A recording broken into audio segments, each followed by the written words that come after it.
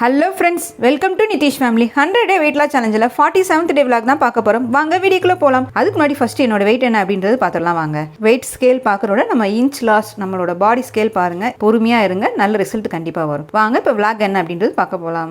3 பொடிகளும் நான் வாங்கினது அப்படின்றது ஆயுர்வேதிக் காலேஜில் எனக்கு ஃப்ரீயாக தான் கொடுத்தாங்க.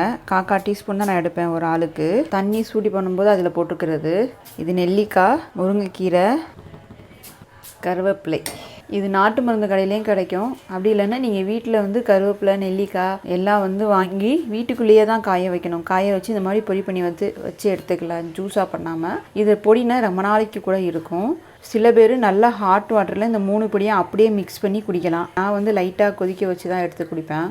காலையில் 5:30க்கு எடுக்கிறது பொடிகள் போட்ட ஜூஸ் தான் எடுக்கிறேன். அதில் லைட்டாக எலுமிச்சம்பழம் பிழிஞ்சிருக்கேன். இன்றைக்கி குடிக்கிறதுக்கு சூப்பராக இருக்குது. ஸோ ஃபஸ்ட்டாக எடுக்கிறது நெல்லிக்காய், கருவேப்பிலை, முருங்கைக்கீரை பொடி போட்ட ஜூஸ் தான்.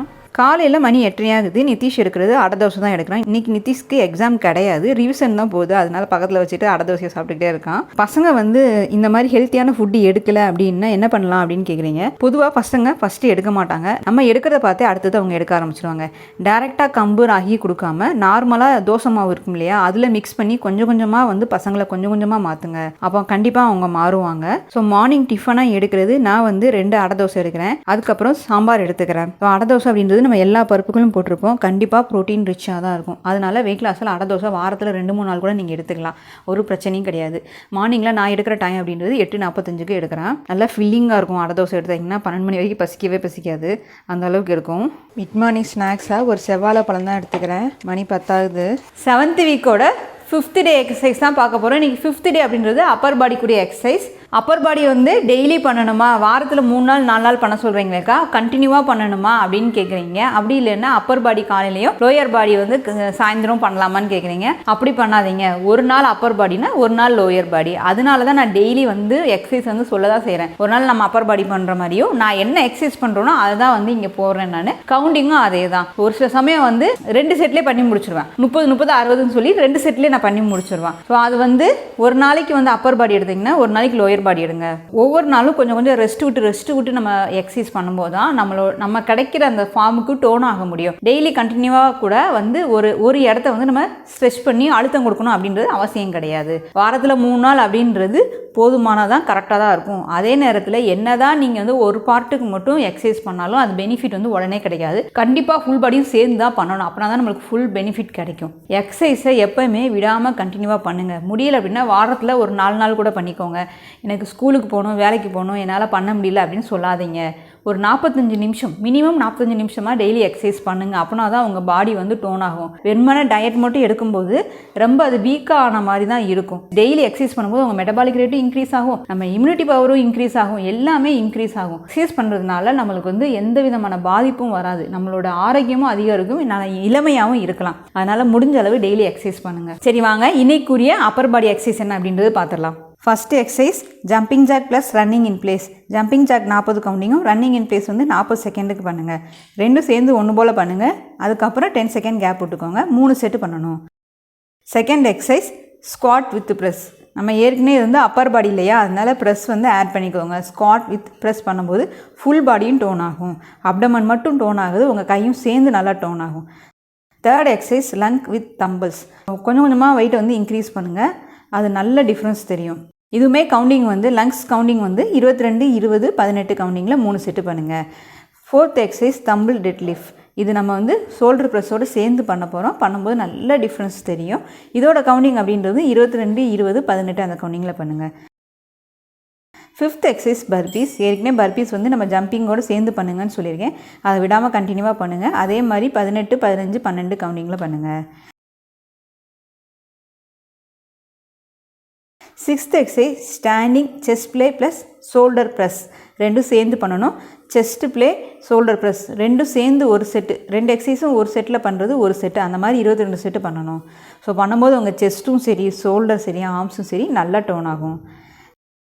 7th exercise over head tumbles triceps extension. நான் ஏற்கனவே திரும்ப சொல்கிறதா, நம்ம கையோட அடிப்பகுதி நல்லா டைட்டன் ஆகணும் அப்படின்னா கண்டிப்பாக இந்த over head tumble triceps extension கண்டிப்பாக பண்ணுங்கள். 8th exercise bicep curl plus அதோட வால் புஷ்அப்பும் பண்ணுங்கள். பைசப் கர்ல் பண்ணிவிட்டு கண்டினியூவாக பிரேக் இல்லாமல் வால் புஷ்அப் பண்ணுங்கள். ஸோ வால் புஷ்அப்பும் ரொம்ப முக்கியம், பைசப் கர்லும் ரொம்ப முக்கியம். 9th exercise dumbbell roll plus tricep kickback. நம்ம கை நல்லா ஆர்ம்ஸ் சேஃப் வர்றதுக்கு கண்டிப்பாக அந்த 2 எக்ஸசைஸும் ரொம்ப ரொம்ப முக்கியம். கேப் இல்லாமல் கண்டினியூவாக 2 எக்ஸசைஸும் பண்ணுங்கள். 22, 20, 18 கவுண்டிங்கில் பண்ணுங்கள். 10லேருந்து 20 செகண்ட் வரைக்கும் நீங்கள் ரெஸ்ட் எடுத்துக்கலாம். 10th exercise chest fly plus chest press ரெண்டும் சேர்ந்து பண்ண போகிறோம். இது பண்ணும்போது நம்ம என்ன பண்ண போகிறோம்னா பிரிட்ஜ் போஸில் தான் பண்ண போகிறோம். பண்ணும்போது நம்ம ஃபுல்லாக அப்டமனும் அதுக்கு வந்து நல்லா டோன் ஆகும். அதே நேரத்தில் நம்மளோட செஸ்ட்டு வந்து பயங்கர டிஃப்ரென்ஸ் உங்களுக்கு தெரியும். ஸோ விடாமல் கண்டினியூவாக எந்த எக்ஸசைஸையும் பண்ணுங்கள். இதுவுமே கவுண்டிங் 22, 20, 18. கடைசியாக plank plus cobra pose plus Balasana. ஒவ்வொரு எக்ஸசைஸும் ஒவ்வொரு நிமிஷத்துக்கு பண்ணுங்கள், மறந்துடாதீங்க.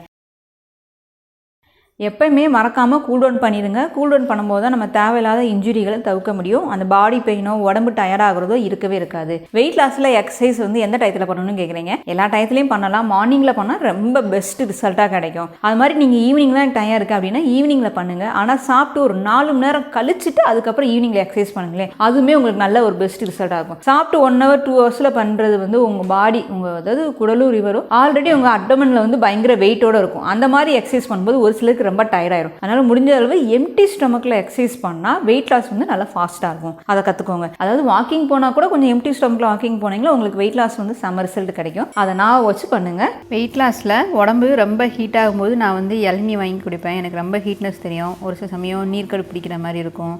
உட்காந்தே ரொம்ப நேரம் ரெக்ஷன் ஷீட்டில் ட்ராவல் பண்ணும்போது ரொம்ப நீர்க்கடு பிடிக்கும். அப்போ நானும் நிதிஷப்பமாக மத்தியானம் சாப்பாடாகவே எடுத்துக்கிறது இளநீ தான்.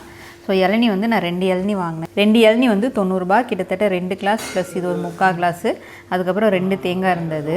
நிதிஷ்க்கு ஒரு 3/4 கிளாஸ் தான். ஏன்னா மத்தியானம் சாப்பாடு சாப்பிட மாட்டான். எடுக்கிற டைம் அப்படின்றது மணி 12 ஆகுது. நான் வந்து மத்தியானம் சாப்பாடாகவே ஒரு இளநியும் தேங்காயும் தான் எடுத்துக்க போகிறேன். இதுவே கலோரி கூட வரும் தேங்காய் எடுக்கும்போது. வெயிட் லாஸை விட ஹேர் க்ரோத்துக்கும் நீங்கள் முடிஞ்சால் வாரத்துக்கு 1 நாள் 2 நாள் வந்து இளநீ வந்து எடுத்துக்கோங்க. நல்ல ஒரு டிஃப்ரென்ஸ் தெரியும். உடல் சூடு அதிகமாக இருக்குது, அது மூலிமா ஹேர் ஃபால் அதிகமாக இருக்குன்றவங்க இளநீ எடுத்துக்கிறது, ஆலிவேரா ஜெல் எடுத்துக்கிறது, ஆலிவேரா ஜூஸ் எடுத்துக்கிறது, மோர் எடுத்துக்கிறது, அந்த மாதிரி டெய்லி எடுத்துக்கலாம். ஸோ நான் வந்து வாரத்தில் 1 நாள் கண்டிப்பாக இளநீ எடுத்துக்குவோம். இன்றைக்கி என்னோடய மதியான சாப்பாடு இளநியும் தேங்காயும் தான். நிதிஷ் வந்து மத்தியான சாப்பாடாக எடுக்கிறது அப்படின்றது கொஞ்சம் சாதம் எடுத்துக்கலாம், சாம்பார் கொஞ்சம் போட்டுக்கலாம், அதுக்கப்புறம் புடலங்காய் பொரியல் எடுத்துக்கலாம். முட்டை ஆல்ரெடி எடுத்து முன்னாடியே சாப்பிட்டுட்டான். நான் எடுக்கிறதுக்கு முன்னாடியே ஃபஸ்ட்டாக முட்டையை தான் ஃபினிஷ் பண்ணுவான் நிதிஷ் வந்து எக்ஸசைஸ் பண்ணலையா, டயட் ஃபாலோ பண்ணலையான்னு கேட்குறீங்க. நிதிஷ் வந்து ஓரளவுக்கு வந்து ஃபுட்டை வந்து வீட்டில் செய்கிற ஃபுட்டை வந்து ஃபாலோ பண்ணிட்டு தான் வரான். அதே மாதிரி எக்ஸசைஸை வந்து அவன் டெய்லி வந்து மார்னிங்கில் ஒரு 30 minutes பண்ணுவான். இல்லை எக்ஸசைஸ் பண்ணல அப்படின்னா காலையில் சைக்கிளிங் போயிடுவான். அவன் வந்து நான் ரொம்ப அவனை வெயிட் லாஸ்லாம் பண்ண விடலை. அவனோட அப்டமன் வந்து கொஞ்சம் ஸ்ட்ரக்சராக கொண்டு வரணும். ஏன்னா அவன் 146 ஹைட் இருக்குதான். 39 அப்படின்றது ஓகே தான். அவன் வந்து கரெக்டான வெயிட்டு தான். அதுக்கு ரொம்ப குறைச்சோம் அப்படின்னா வீக் ஆகிடுவான். 39லேயே அவன் மெயின்டைன் பண்ணணும். அதே நேரத்தில் அவன் அப்டமன் மட்டும் கொஞ்சம் ஷேப் கொண்டு வரணும். அதுக்குரிய எக்ஸசைஸை அவன் டெய்லி பண்ணிக்கிட்டு தான் இருக்கான்.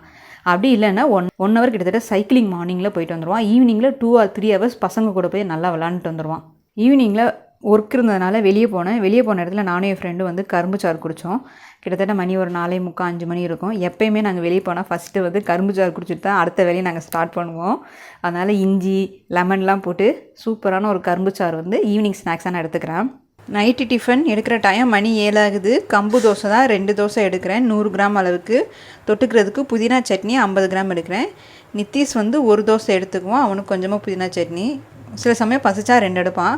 சாயந்தரம் வெளியே விளையாட போகும்போதே அவன் என்ன பண்ணுவான், 1 கிளாஸ் வந்து உளுந்தங்கஞ்சி குடிச்சிட்டு போயிடுவான். அதனால் அவனுக்கு அந்த அளவுக்கு இன்றைக்கி பசிக்கல, எனக்கு 1 தோசை போதுமான்ட்டான். அதனால் அவனுக்கு 1 தோசை தான். நான் வந்து 2 தோசை கொஞ்சம் திக்காக 100 கிராம் அளவுக்கு எடுத்திருக்கேன். ஸோ மத்தியானம் இளநீ தண்ணி சாயந்தரம் வெளியே போனதுனால ஃபுல்லாக வெளியே போகும்போது வேலைகள் இருக்கும்போது அங்கங்கே நான் ஜூஸு இந்த இளநீ கரும்புச்சாறு அந்த மாதிரி குடிச்சிருவேன். வீட்டில் வந்து தான் மேக்ஸிமம் சாப்பிடுவேன். ஸோ நான் வந்து மத்தியானம் எடுத்துக்கல. மத்தியானம் ஃபுல்லாக ஜூஸ் எடுத்துக்கினால இப்போ நைட்டுக்கு வந்து நான் 2 தோசையும் இதுவும் எடுத்துக்கிறேன். ஸோ நைட்டு டிஃபன் அப்படின்றது கம்பு தோசையும் புதினா சட்னியும் தான். நைட்டு ஃபேட் கட்டட் ட்ரிங்க் எடுக்கிற டைம் மணி 8:45 ஆகுது. ஸோ நானும் நிதிஷ் பார்க்க 3 பேருக்கு தான் நல்லா சூடாக இருக்கும்.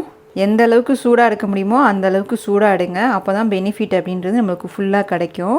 சீக்கிரமாக ஜீர்ணிக்கிறதுக்கு ரொம்ப ஹெல்ப்ஃபுல்லாக இருக்கும்.